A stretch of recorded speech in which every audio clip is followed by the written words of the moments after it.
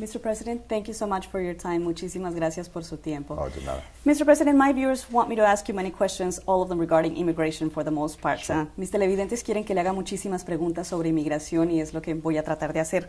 How feasible is a comprehensive immigration reform given the fact that many legislators in the Senate and in the Congress, Right. Republicans and Democrats, are against it?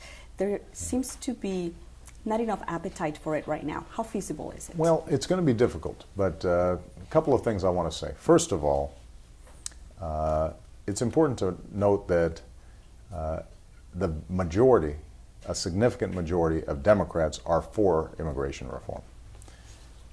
What's also important to remember is that there was a time when we had bipartisan support for immigration reform. John McCain, for example, was very active in immigration reform. He worked with Ted Kennedy. I was in the Senate at the time, worked with them. Then the Republicans walked away from immigration reform. Mm-hmm. And what we now need is for them to step back up. They said the reason they couldn't support immigration reform was because we had to deal with the borders first. And the reason I went to El Paso this week was to point out that everything they wanted us to do at the border, we've now done. We've increased border patrols. We have aerial surveillance of the border. We have put more resources across the board when it comes to border security.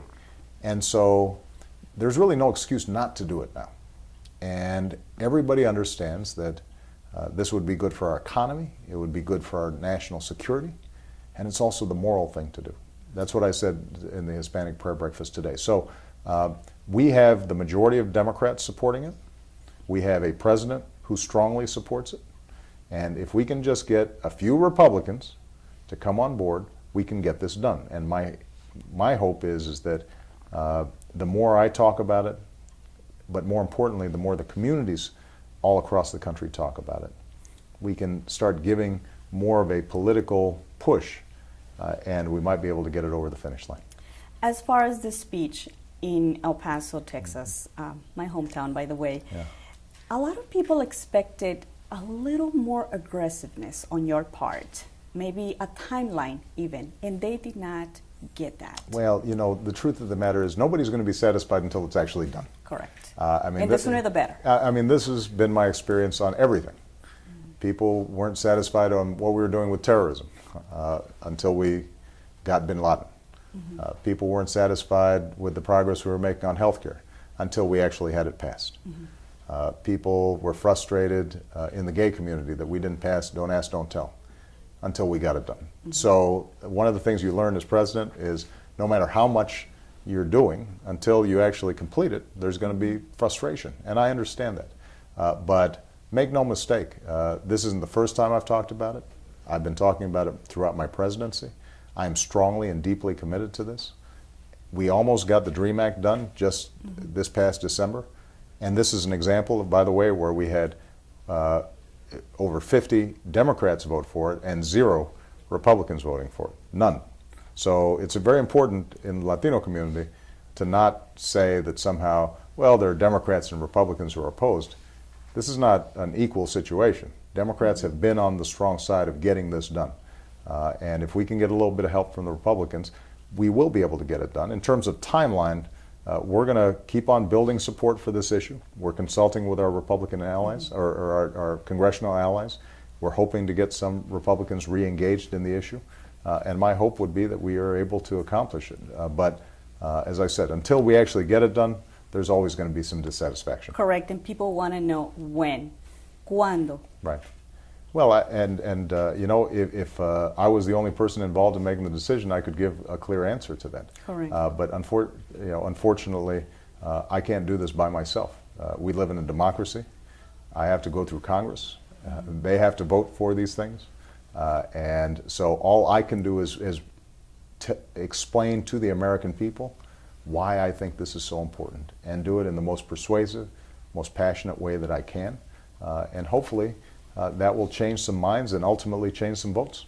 Mr. President, I understand that Congress needs to take action and you cannot do it on your own. Right. I think the people understand that. But there are things that you can do in the meantime, while we achieve comprehensive immigration reform, and that's using your executive power to defer deportations, stop deportations, and stop the suffering of immigrant families. Are you willing to do that? Well, keep in mind, what I can't do is just stop deportations. That's not in my authority, because the law says that if people are here illegally, then we're supposed to take action. So it's not in my discretion to simply say, no, I'm not going to do anything to enforce the law. Here's what we can do.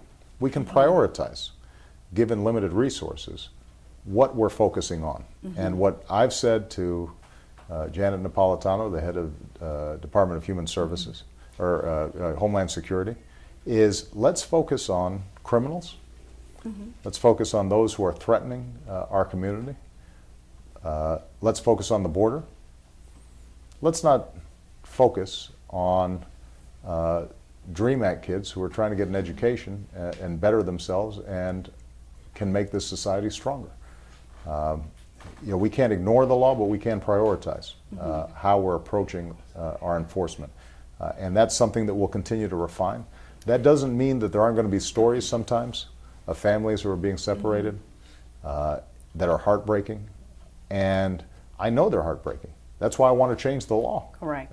So we're going to still have more work to do administratively, but I don't want anybody to be under illusions that somehow we can change this this problem without the going through the democratic processes that exist in this country. So, for example, in the case of the Dreamers, the students that are advocating for immigration reform and for the DREAM Act, if they do not have a criminal background, could you stop those deportations? I have a memorandum, the Mallorca Memorandum, which provides alternatives to immigration reform, but those have not been implemented. Can you do that? This memorandum that you discussed was a draft memorandum from a member of my administration who investigated this issue precisely because we asked them what are our options. But that was not the definitive legal ruling. And there were other lawyers inside my administration who had different opinions in terms of what we can and can't do. But it does come from the Office of the Chief Counsel, no, so it has a lot of weight. Well, I have a lot of lawyers in the White House. Correct. And they don't always agree on everything. So what I think we can do is to, as I said, prioritize our law enforcement as effectively as we can. But what I can't do is take shortcuts. And this is something that I think is very important for me to communicate to people. That takes pressure off members of Congress. So if the attitude is, you know what, we'll just put this all on Obama and we'll see if he can just go around Congress, then if I'm a member of Congress right now who voted against the DREAM Act, I don't feel any pressure. I can watch interviewers ask the president about this issue, but I'm never asked about this issue. I'm never pushed on this issue. And what we have to do is make sure that we are putting pressure on the political process to solve this problem. We can do some things administratively that try to take into account the human toll of our existing laws. But ultimately, we're going to have to change the laws. So administratively, because that can be done a lot quicker than moving Congress to act quickly, what are you willing to do? What are you willing to compromise in? There are a couple of things, as I've already discussed. Making sure that not only are we prioritizing who is it that we really need to go after with our limited resources when it comes to enforcement, but also is that message getting to the ground, right? I mean, is it getting to the average ICE agent or the average Border Patrol? Our departments around the country, do they understand what those priorities should be? We don't always see how I think about this issue reflected day to day, all the time, in terms of how we should be enforcing these laws. So that's something that we can do. We are in consultation with the Congressional Hispanic Caucus. They presented me with a range of ideas of what they thought we could potentially do administratively that might make some difference. And I'm going to work with them to see if we can come up with some plans that will soften the edges of enforcement. When it comes to employers, for example, what I've said is that we should focus on those employers who are exploiting undocumented workers, not paying them overtime, not observing safety standards. And if that's not where we're focused on, then that's not reflective of what my policies are. So we're going to continue to try to refine and improve what we're doing on the administrative side, but I'm not going to stop fighting for the changes in the law. Are you willing to fight hard then? Is that what we can tell our viewers? Well, you don't have to tell your viewers. That's what I'm telling you. Correct. That's what I'm telling them. What role does Mexico play in the realm of comprehensive immigration reform? Well, I think it's important that we have strong cooperation on both sides of the borders.